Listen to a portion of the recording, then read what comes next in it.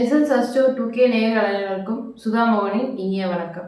நம்ம இன்னைக்கு எதை பத்தி பார்க்க போறோம்னா, புரட்டாசி மாத ராசி பலன் பத்தி தான் நம்ம இப்ப பார்க்க போறோம். அதுக்கு முன்னாடி புரட்டாசி மாசம்னா என்ன அப்படின்றத பத்தி நம்ம மோசஸ் ஐயா கிட்ட கேட்டு தெரிஞ்சுக்கலாம். ஐயா, புரட்டாசி மாசம் அதை பத்தி கொஞ்சம் சின்ன விளக்கம் கொடுக்க முடியுமா? ஏன்னா அந்த புரட்டாசி மாசம்னாவே நமக்கு என்னன்னாக்கா காலங்களில் பார்த்தீங்கன்னா நிறைய பேர் பித்திருக்கள் வழிபாடு மகாலயம் சொல்லக்கூடிய விஷயங்கள் இருக்கும். அதே போல் என்னன்னாக்கா காலபுருஷ தத்துவத்துக்கு சூரிய பகவான் 6ஆம் இடத்துல மறைவு ஸ்தானத்தில் இருக்கிறதுனால அந்த பித்திருக்காரன் மறைவதால் இந்த காலத்தில் அந்த பித்திருக்களுக்கு உண்டான தோஷங்களை நீக்கக்கூடிய வேலைகளை நம்ம செய்வோம். அதே போல் இந்த காலத்தில் என்னன்னாக்கா பெருமாள் கோயில் போது பெருமாள் வழிபாடு வந்து சிறப்பாக இருக்கும். அதே போல் இந்த மாதத்தில் பார்த்து இந்த புரட்டாசி மாதம் இந்த கருட சேவையெல்லாம் நடக்கும். மேலும் என்னக்கு இந்த காலையில் வந்து பெருமாள் கோயில் போகும்போது துளசி தீர்த்தம், பெருமாள் கோயில்னாவே துளசி தீர்த்தம். ஏன்னா அவர் தான் பார்த்தீங்கன்னா ஒரு துளசி இலைக்கு அவர் துலாபாரமாகவே வந்து நின்று இருப்பார்.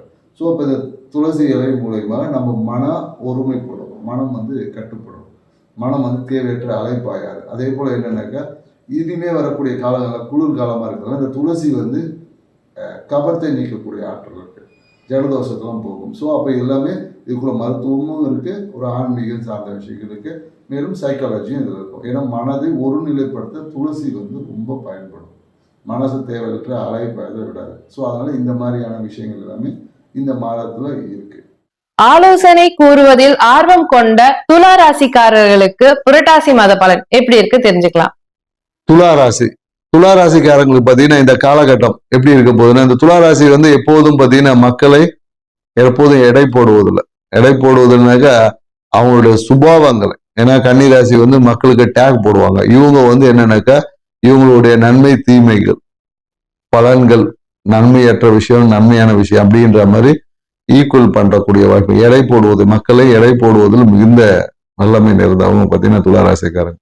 ஸோ இவங்களுக்கு இந்த புரட்டாசி மாதம் என்ன மாதிரி நற்பலன்களை கொடுக்க போதுதான் பார்க்கிறோம். ஏன்னா ராசி அதிபதியான சுக்கிர பகவான் பார்த்தீங்கன்னா 11ஆம் இடத்துல சஞ்சரிக்கிறார். ஸோ 14ஆம் இடம் என்பது மிகுந்த மன மகிழ்ச்சிக்கான ஒரு ஸ்தானம் சொல்லுவாங்க. லாபங்கள் பல மடங்கு அதிகரிக்கக்கூடிய, அங்க ஒரு கேது பகவான் இருக்கிறது. அப்ப லாபத்துல வந்து ஒரு குறைவு இருக்கும், ஆனா லாபம் இருக்கும், லாபத்தோட தன்மையில கொஞ்சம் கம்மியா இருக்கும் அப்படின்னு சொல்ல விட. ஏன்னா ராசியில பார்த்தீங்கன்னா செவ்வாய் பகவானும் இருக்காரு. ஸோ அப்ப செவ்வாய் பகவான் இருக்கக்கூடிய விஷயம் பார்த்தீங்கன்னா, செவ்வாய் பகவான் உங்களுக்கு 2க்குரியவர்களால தனம் உங்களை தேடி வரும். காசுக்காகலாம் நீங்க பயணம், நீங்க எங்கேயாவது பணத்துக்காக பயணம் பண்ணி வரக்கூடிய வாய்ப்புகள் இந்த காலத்துல. பணத்துக்காக எங்கேயோ பணம் கொடுக்குறேன் அப்படின்னு சொன்னாங்கன்னா நீங்க ஒரு தூரமாக இருக்கிறவங்க கொடுப்பாங்க. கண்டிப்பாக பயணத்தின் வகையாக தன உறவை பெறக்கூடிய ராசி இந்த டைம் உங்களுக்கு இருக்கு. மேலும் என்னன்னாக்கா திருமணத்திற்காக காத்திருக்கக்கூடிய துளாராசிக்காரங்கள் இருந்தாங்கன்னா திருமண வரன் என்பது உங்களை தேடி வரும். இந்த காலகட்டத்தில் திருமண வரன் தேடி வரும். ஸோ அதனால திருமணத்தை நீங்க சிறப்பா செய்யக்கூடிய வாய்ப்புகள் அமையும். வரன் உங்களை தேடி வரும். பொருந்தக்கூடிய ஜாதகமாக இந்த காலகட்டத்துல துளாராசிக்காரங்களுக்கு அமையும். படிக்கக்கூடிய மாணவர்கள் வந்து நிறைய பேர் இந்த காலகட்டத்துல சுற்றுலா செல்வது இல்ல எஜுகேஷனல் ட்ரிப்பு போறது இருக்கும். தேர்வுக்காக, அதாவது படிக்கக்கூடிய மாணவர்கள் பெரும்பாலும் இந்த காலகட்டத்தில் என்னன்னாக்கா வெளியூர் வெளிநாடு போய் படிக்கக்கூடிய வாய்ப்புகள் எல்லாமே இருக்கு. ஸோ அந்த மாதிரியும் இந்த காலகட்டத்துல நடக்கும். இல்ல சுற்றுலா போவதற்கான வாய்ப்புகளுக்கு நிறைய பேர் லாங் டைம் ட்ரிப்பு போவது, இந்த மாதிரியான வாய்ப்புகளும் உருவாகும். ஆனா படிப்பதற்காக நீங்க வெளியே செல்லும்போது கொஞ்சம் கவனத்துடன் செல்லணும், சரிங்களா? ஸோ அதை மட்டும் நீங்க இது பண்ணணும். ஏன்னா இந்த காலகட்டத்தில் நீங்க வந்து யாருக்காவது பணம் கொடுத்தீங்கன்னா பணம் வந்து வராது. ஸோ அதனால பண பிரச்சனைகள் வரும். மேலும் என்னன்னாக்கா சிறிய கடன் ஏற்படுவதற்கான வாய்ப்பு இருக்கு. இந்த காலத்தில் நிறைய பேர் சொத்தின் பேர்ல ஏதாவது ஒரு கடன் என்பது வாங்கக்கூடிய வாய்ப்பு இருக்கு. ஸோ மேலும் இது எல்லாமே பார்த்தீங்கன்னா உங்களுக்கு குரு பகவான் வந்து 9ஆம் இடத்துல இருந்து உங்களை பார்க்கறதுனால குரு பார்க்க கோடி நன்மையில உங்களுக்கு பார்த்தீங்கன்னா கோடி நன்மை உங்களுக்கு கிடைக்கும். ஸோ என்னன்னாக்கா நீங்கள் வழிபடக்கூடிய உங்களுடைய இஷ்ட தெய்வத்தின் மூலயமாக இல்ல தந்தையின் மூலமாக மிகுந்த அனுகூலங்களை கிடைக்கும். எவ்வளவு பிரச்சனைகள் வந்தாலும் இவங்க இருவரோட அணுகிறதுனால உங்கள் வாழ்க்கையில மிக சிறப்பான நற்பலன்களே நடக்கும். ஏன்னா இந்த காலத்துல நிறைய பேர் என்னன்னாக்கா நண்பர்களுடன் ஆன்மீக கும்பாபிஷேகங்களை பங்கேற்பது, இது மாதிரி கோயில் திருவிழாக்களை பங்கேற்கிறது, நிறைய சுப நிகழ்ச்சிகளை இந்த காலகட்டத்துல நிறைய பேர் பங்கேற்பாங்க.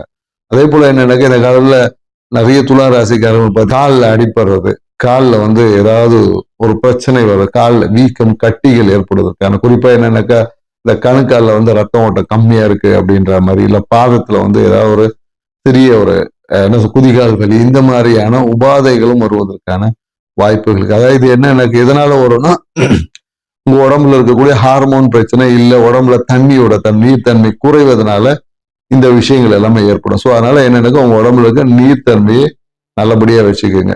ஸோ அதை இருந்தாவே இந்த விஷயங்கள்ல இருந்து சரி பண்ணிக்க முடியும். இல்லைன்னா தகுந்த மருத்துவரை சந்தித்து உங்க வாழ்க்கையில மனம் பார்த்தீங்கன்னு வச்சுங்களேன் பிரம்மாண்டமா யோசிக்கும். ஏன்னா இந்த காலகட்டத்தில் எதையும் யாரும் பார்த்தீங்கன்னா கம்மியான பொருள் எதுவும் வாங்க மாட்டாங்க. ஒரு 5000 ரூபாய்க்கு வாங்கலாம்னு போயிருப்பாங்க. அங்க போன உடனே உங்களை அப்படியே கன்வின்ஸ் பண்ணி 50,000க்கு ஒரு பொருளை வாங்க வச்சிருவாங்க.